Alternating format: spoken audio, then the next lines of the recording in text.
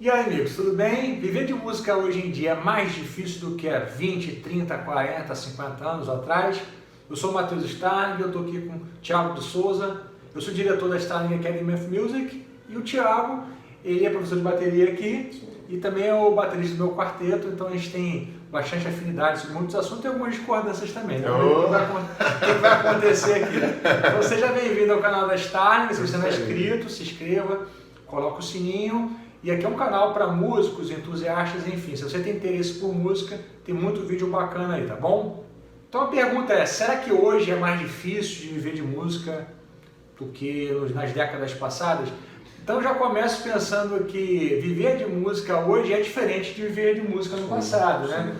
Eu sempre falo que nos últimos 15 anos a mudança foi tão rápida que muita gente não conseguiu acompanhar a mudança, né? Eu percebo que da década de 50 para a década de 60, você não tinha uma impressão que as coisas mudaram tanto, né? O cara que era guigueiro não mudou muito para ele, o cara que tocava em estúdio, né? As tecnologias não eram muito diferentes. Talvez nos anos 1970 começou a ter overdub, algumas coisas mudaram, alguns comportamentos, mas o músico que seguia como um acompanhante de um artista, ele não mudou muito dos anos 50 para os anos 60, anos 70, anos 80. Talvez agora, né, nessa última década, com o surgimento do streaming, que meio que arruinou os álbuns de 10, 12 músicas, grandes produções. Gravadoras também, né? Então a gente já está começando a falar de vários elementos. A realidade é que, com certeza, viver de música hoje é muito diferente do que era há 40 anos, há 50 anos. Eu tenho amigos que foram músicos muito bem-sucedidos, músicos que eram referência para mim, que hoje eu tenho a oportunidade de tocar com muitos deles, e eles falam muito desse impacto, falam assim, cara, parece que a gente está meio nocauteado, assim, né? As mudanças estão acontecendo e as pessoas não conseguem perceber que elas aconteceram, muitas pessoas não querem se acomodar a situações novas. Mas fala aí, Thiago. Você tocou num ponto muito importante que eu até aponto para um livro que a gente já até trocou uma ideia sobre ele, que é aquele O Triunfo da Música, né? Você falou que tem mudanças que aconteceram na década de 50, 60 e 70. A gente pode até jogar num ponto de uma mudança até um pouco mais para trás, né? Porque até a maneira do músico se enxergar como artista se modifica. Porque antigamente o músico ele era visto mais como um serviçal, né? Como aquele cara que está fazendo um trabalho de certa forma manual, né? Mesmo que use o intelecto. Conforme o tempo vai passando, essa estrutura de poder, né, as relações de poder do músico com o mercado, elas vão se alterando. Mas eu acho que hoje, e aí é um ponto-chave que você falou, a década de 70, ela tem uma virada não apenas para a parte da música, mas em termos de visão de sociedade em si, que é uma época de intensa aceleração em todos os sentidos. As pessoas começam a perceber que o tempo está passando muito depressa, tendo modificações sociais muito grandes na década de 70 em diante. Então, assim, ao mesmo tempo que o status do músico se altera na década de 70, aquele músico que antes era visto como um trabalhador e que do século XIX em diante ele é visto como um artista genial, aquela coisa mais romântica, né? Na década de 70, ele passa a ter que ser aquele músico contestador do sistema. Ao mesmo tempo, o músico que começa a gerenciar sua carreira, ele começa a ter que lidar com organismos como gravadoras, empresários, agentes, o próprio público que está em volta dele. É uma mudança muito drástica na maneira como ele vai lidar com esses elementos. E hoje, isso acontece de uma maneira vertiginosa. Assim, as pessoas têm dificuldade hoje até mesmo de lidar com a sua própria imagem, com a sua própria, com o seu planejamento de carreira. E eu acho que a grande questão, se hoje está sendo mais difícil você viver ou não de música, eu acho que está cada vez mais difícil porque as pessoas têm dificuldade de fazer planejamentos de médio e longo prazo, porque o mundo está frenético. Então, por exemplo, quando eu comecei a tocar lá no finalzinho da década de 90, assim, quando eu comecei a aprender música na realidade, né, tocar na igreja e tal, a única perspectiva que as pessoas tinham era de ser músico militar. Quando a gente via algum músico tocando com algum cantor, tal, nossa, parecia que o cara descia de outro planeta. E o cara era tratado como se fosse uma sumidade. Hoje, por exemplo, no Instagram, eu troco ideia com aqueles caras daquela época que eu achava que eram de outro planeta. E ao mesmo tempo, a gente passa a circular nos mesmos espaços que essas pessoas, coisa que na década de 90 era praticamente impossível. Assim. Então, as pessoas elas têm dificuldade hoje de pensar onde é que daqui a 5 anos eu vou estar, há 10 anos. Óbvio que na década de 70 existia essa dúvida, mas eu acho que os caminhos eram mais claros, né? Sim. Você podia virar um professor, ou então você poderia sair para fora do país, que era o que muita gente fazia, né? O Tom Jobim, o João Gilberto, aquela galera toda fazia esse tipo de coisa também. Ou você tocava com um artista, ou então você tentava de alguma maneira gerenciar a sua carreira. Era muito mais difícil ter acesso à gravadora e tal. Só que hoje você pode fazer tudo isso e muito mais, assim. Aí você vê o fenômeno do pessoal chama dos músicos de quarto, né? O pessoal que grava vídeos, posta na internet, ao mesmo tempo do músico que faz conteúdo e acaba priorizando a carreira musical dele nessa produção de conteúdo. Tem outros que estão tocando com artistas, tem outros que estão se transformando em artistas, digamos assim, Eu acho que esse é um ponto que você levantou agora, que eu queria até partir daí. Você falou, o músico, o técnico, você vê como um artista, sim, né?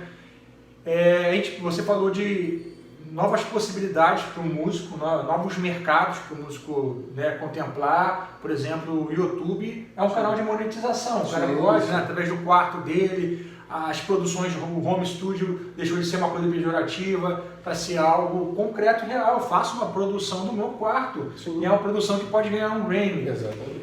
Mas eu acho esse ponto interessante do músico, instrumentista, se ver como um artista e não mais se ver apenas como alguém que vai receber um telefonema.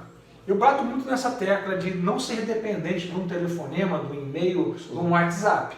Você ter essa estratégia de, beleza, cara, eu estou tocando com um artista, então eu estou tocando, né? Eu estou, por exemplo, um cargo de ministro, por exemplo, ele está ministro, ele não é ministro, né? Então você está tocando com um artista, você tem que pensar, cara, isso aqui não é eterno, então eu preciso ter um posicionamento meu de como um artista também.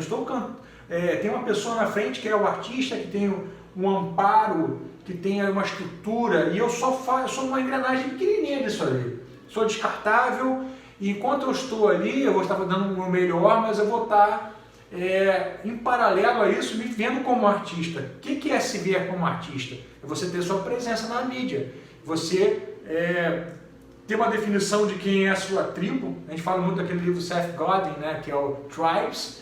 Então, assim, você precisa do seguinte, cara, eu estou aproveitando essa exposição para formar um público meu. A pessoa ela pode chegar até mim através do artista, mas eu vou pegar isso e vou focar, cara, agora eu estou construindo a minha tribo. Não, interessante você falou isso, por exemplo, o Sting fez um show aqui no Brasil há pouco tempo. E eu conheço uma galera que estava querendo ir no show e não foi, porque não foi o Vini Colaiuta que estava tocando. Sim. Quem estava tocando era o Josh Freese, que é um batera também incrível. Gravou aqueles hits do Evanescence, Nine Inch Nails e tal. Então, tipo, o pessoal do Josh Freese que gosta dele, vou assistir o Sting porque ele vai tocar. E a galera que gosta do Colaiuta, que é fã, o pessoal, pô, o Colaiuta não vai estar lá, então eu não vou. Então, uma grande questão é que se antes o cara se via como um artista que acompanhava e quando ele entrava em turnê, ele morria pro mundo. Uhum. Até pouco tempo atrás isso acontecia, sim, né? O cara tava tocando com alguém, parava de postar vídeo, o cara sumia. Quando o cara começava a postar vídeo, você sabia que esse cara ou estava parado em casa, E hoje não há mais espaço para esse tipo de coisa. Os caras que estão tocando por aí, eles precisam fazer conteúdo, e inclusive a galera do conteúdo, aos poucos, está cada vez mais indo para a rua, porque a balança não dá mais para pender ou para um lado ou para o outro. Uhum. As pessoas elas precisam alimentar o público nas redes sociais, nas mídias, mas também precisa daquele contato mais próximo. As pessoas precisam estar te vendo, onde é que você vai tocar, que equipamento você usa, quais os microfones, assim, como é que, se antes a balança pendia para um lado e para o outro, agora as pessoas estão tentando equilibrar. E quem não consegue está sumindo, né? Então, acho que isso aí já responde a pergunta. Hoje é um dia mais difícil ser músico, eu acho que é mais difícil para quem não apontou para essa realidade. Sim. Então, assim, se eu puder deixar um conselho, eu acho que o Thiago está concordando comigo nesse sentido, é você ter um posicionamento, você assumir as responsabilidades pela sua carreira. Eu acho isso determinante, né? Tem até um ditado, um dito, né, que diz que se você não tomar atitudes por você, outras pessoas vão tomar por você. Né? Então as pessoas vão fazer escolhas para você, profissional. Quantas pessoas você conhece que fez a faculdade que o pai pediu, fez a pós porque o pai pediu? Enfim, você tem que assumir sua responsabilidade. Você é o responsável pela sua carreira, você é responsável pelo seu sucesso ou pelo seu fracasso. A gente tem falado muito, né, no canal, no meu canal, no canal da Starling, e tem um curso de Music Business que a gente tem na plataforma, é muito de orientar o seguinte, cara, quem é o meu público? O meu público não é necessariamente o público do artista, não é verdade? Então, assim, o que o Thiago falou que é muito interessante, o Vini Colaiuta e muitos outros artistas, eles tiveram essa visão de forma diferente, porque não tinha uma mídia, de estar sempre sendo exposto. Né? Quantos grandes bateras tem um patamar do Vini Colaiuta e que os caras que gravaram pra caramba na década de 60, 70 em Los Angeles, a gente não ouve falar. Exatamente. E hoje, ao mesmo tempo, com as mídias sociais, né, elas criam uma outra realidade, né? Não é um mundo paralelo, não é uma bolha por si só, mas você vê pessoas que, por exemplo, o cara tem 50 mil seguidores, mas o cara não tem um disco. Mas o fato do cara produzir conteúdo é que propicia ele gravar um trabalho ou ele fazer alguma coisa fora daquele meio. Então, cada vez mais, né, essas mídias sociais, elas estão assumindo o mundo material, e o mundo material cada vez mais está se alimentando dessas redes sociais. Então, não dá para o cara simplesmente ignorar que a gente está em outro contexto, a gente está em outro patamar. E aí entra um ponto interessante, que é a questão desse planejamento, do músico ter consciência de, caramba, o que eu estou fazendo hoje, eu não posso estar fazendo amanhã. Pode ter uma mudança de produtor, o artista pode decidir não tocar mais, ou então, assim, uma fatalidade, que é o que aconteceu, por exemplo, lá com aquele rapaz lá do acidente de avião, que era o sertanejo, o cara estava no auge, sim. E assim, de uma hora para outra, aquela galera toda se viu assim, caramba, o que eu vou fazer agora? Sim. Então, o pessoal precisa se precaver, não, óbvio, né? Você também pensar de maneira totalmente fatalista, ou então você deixar de ser otimista e ser pessimista, mas é pensar que você precisa ter algum tipo de planejamento, um plano B, um plano C, um plano D. Dentro da própria carreira, né? Exatamente, inclusive o que acontece bastante é que, e não é um demérito, mas você vê cada vez mais pessoas migrando, saindo da música, porque caramba, não vejo mais oportunidade, estava tocando com uma pessoa tal e não consigo tocar mais, o que eu vou fazer? E ao mesmo tempo é uma barriga, né, de mercado que a gente está enfrentando e que nem todas essas pessoas vão conseguir voltar. Então, esse ponto que o Matheus está sempre dizendo é importante que hoje, hoje não, né, desde sempre, o tempo que você passa num palco é muito menor do que o tempo que você tem que passar organizando, planejando, estudando, pensando, se conectando. O palco pedaço pequeno do tempo que você vai gastar. Eu acho que esse é um ponto importantíssimo para a sobrevivência do músico nesse novo mercado, né? Sim. Nessa nova condição. Entendeu?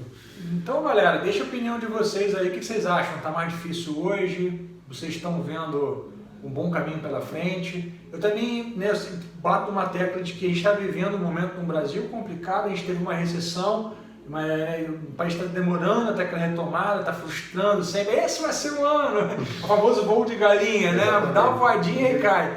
Mas assim, isso acaba afetando, né? O artista ele é o primeiro a ser afetado e o último a recuperar na cadeia, né? O entretenimento, a arte. Mas enfim, o que vocês acham? Deixa a opinião de vocês aí, tá bom? É isso aí. Grande abraço. Valeu.